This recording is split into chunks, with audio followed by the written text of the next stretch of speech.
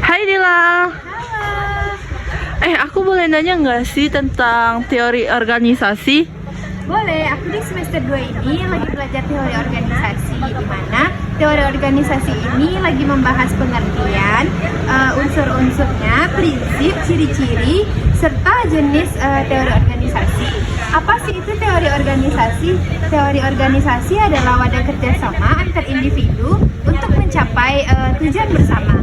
Lalu, apa saja sih unsur-unsur yang terkandung di dalam organisasi ini?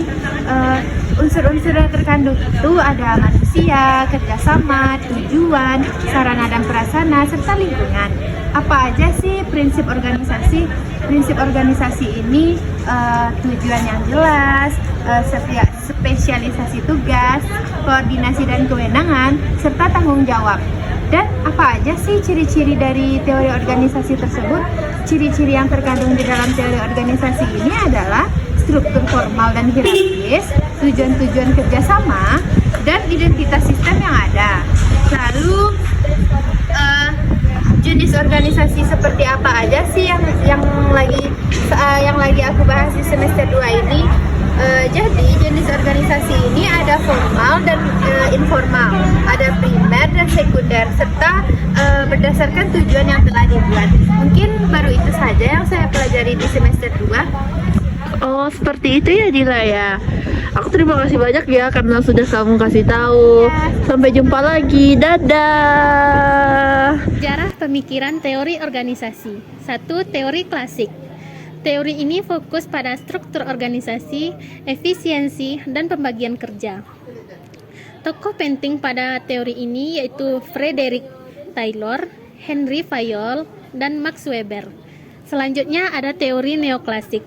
Teori ini menekankan pentingnya aspek manusia dalam organisasi. Tokohnya yaitu Elton Mayo dengan Hawthorne Studies yang menunjukkan bahwa perhatian terhadap karyawan meningkatkan produktivitas. Yang ketiga, teori modern atau sistem. Teori ini memandang organisasi sebagai sistem yang terbuka yang dipengaruhi oleh lingkungan. Teori ini fokus pada ketertarikan antar bagian organisasi dan adaptasi terhadap perubahan. Selanjutnya ada teori kontingensi. Teori ini tidak ada satu cara terbaik dalam mengelola organisasi, efektivitas tergantung situasi. Struktur organisasi harus menyesuaikan dengan kondisi lingkungan, teknologi, dan ukuran. Lingkungan organisasi adalah segala sesuatu di dalam dan di luar organisasi yang mempengaruhi kinerjanya. Sifat-sifat lingkungan organisasi yaitu pertama, kompleks, kedua, tidak pasti, dan ketiga, dinamis. Pentingnya analisis lingkungan untuk merancang tujuan, mengurangi risiko, dan meningkatkan keuntungan atau manfaat. Jenis-jenis lingkungan organisasi yaitu yang pertama, lingkungan internal, yaitu yang terdiri dari karyawan, struktur, dan sistem kepemimpinan. Yang kedua, lingkungan eksternal langsung, yaitu pemerintahan, pelanggan, pesaing, dan pemasok.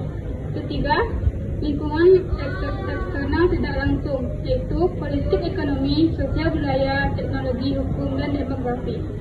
Struktur organisasi.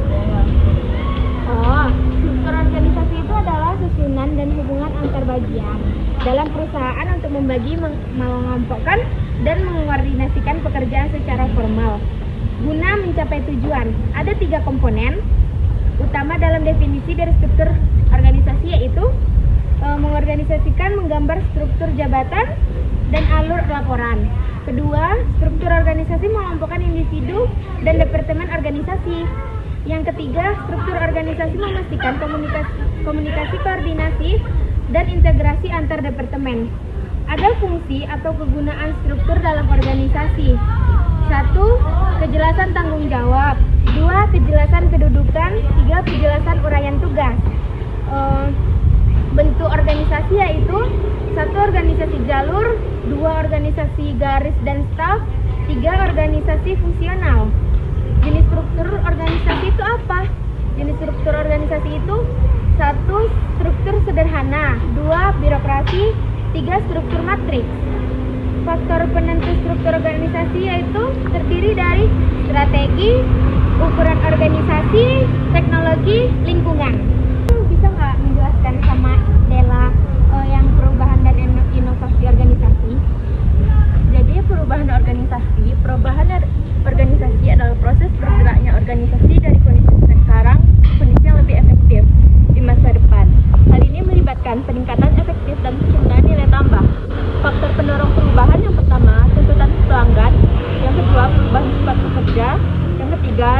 baru, yang keempat persaingan pasar global, yang kelima teknologi informasi dan komunikasi, yang keenam munculnya industri baru berbasis pengetahuan. Tantangan perubahan, yang pertama penyesuaian proses organisasi, yang kedua adaptasi SDM dan budaya kerja, yang ketiga penyesuaian struktur organisasi, yang keempat pengembangan sistem baru, ICT, manajemen dan kontrol. Yang kedua, inovasi organisasi adalah proses manajemen yang menciptakan kebaruan dan perubahan baik sebagai respon maupun inisiatif. Makna inovasi, yang pertama kebaruan, ide atau perilaku baru, yang kedua keberhasilan, aplikasi pertama yang berhasil, yang ketiga perubahan, tanggapan atau pengaruh terhadap lingkungan eksternal. Unsur inovasi, aktivitas dan ide baru, orang yang menciptakan, perbaikan proses, penyebaran ide baru. Yang ketiga, jenis-jenis inovasi, publik dan bisnis. Yang pertama, modal bisnis, cara baru menjalankan organisasi. Yang kedua, pemasaran, inovasi dalam promosi, harga dan sebagainya. Yang ketiga, organisasi, perubahan struktur dan praktik. Yang keempat, proses, perbaikan proses layanan atau produksi. Yang kelima, produk. Yang keenam, pelayanan. Yang ketujuh, rantai pasok. Yang kedelapan, substansial. Yang kesembilan, keuangan. Oke Dela, mungkin kita aja penjelasan berikutnya ada ya. Iya, inilah penjelasan dari perubahan inovasi organisasi dan struktur organisasi. Terima kasih. Bye. Salsa. Iya, ada apa? Aku mau nanya sih sama kamu. Aku kan kurang paham nih. Aku mau kamu jelasin lebih lanjut tentang kinerja yang udah dijelasin Bapak minggu kemarin. Aku kurang ngerti. Kamu bisa terangin aku nggak dikit aja? Oh, bisa banget. Jadi di sini ada definisi kinerja. Menurut beberapa ahli, kinerja adalah hasil kerja yang dicapai organisasi sesuai dengan tujuan yang ditetapkan. Tujuan pengukuran kinerja itu ada mengetahui pencapaian tujuan organisasi, memberi sarana pembelajaran pegawai, dasar untuk reward, meningkatkan kinerja ke depan, menciptakan akuntabilitas publik. Terus di sini juga ada indikator kinerja, rasio input sama output, kepuasan dan kebutuhan masyarakat, kesesuaian dengan kebijakan publik. Syarat pengukuran kinerja itu ada spesifik, terukur, relevan, efektif, fleksibel, dan penting bagi hasil dan dampak organisasi. Oh, berarti aku sama dong sama teori organisasi tentang kepemimpinan organisasi. Kamu mau aku terangin dikit nggak sih? Oh, boleh banget. Ayo udah. Apa itu kepemimpinan? Kepemimpinan itu yakni seni atau kemampuan untuk mempengaruhi orang lain. Nah, menurut dari beberapa ahli, menurut Hersey and Blanchard, pemimpin adalah seseorang yang dapat mengaruhi orang lain atau kelompok untuk melakukan kerja maksimum yang telah ditetapkan oleh suatu tujuan organisasi. Nah, teori lahirnya kepemimpinan menurut Cartono 1998 yaitu teori genetis yang menyatakan pemimpin itu tidak dibuat, akan tetapi lahir jadi pemimpin oleh bakat alami yang luar biasa sejak lahirnya. Yang kedua, dia dikatakan lahir menjadi pemimpin dalam situasi dan kondisi bagaimanapun yang juga khusus. Nah, yang ketiga, secara filsafat, teori tersebut mengandung pandangan determinatis. Teori sosial menyatakan sebagai berikut. Pemimpin itu harus disiapkan, dididik, dan dibentuk, tidak terlahir begitu saja. Nah, yang kedua, setiap orang bisa menjadi pemimpin melalui usaha yang telah dilakukannya.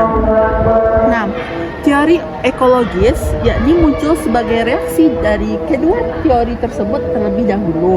Nah, menyatakan bahwa seseorang akan sukses menjadi pemimpin bila sejak lahirnya dia telah memiliki bakat-bakat kepemimpinan. Nah, tipe kepemimpinan yakni ada personal leadership, non-personal leadership, authoritarian leadership, dan paternal leadership, democratic leadership, serta indigenous leadership.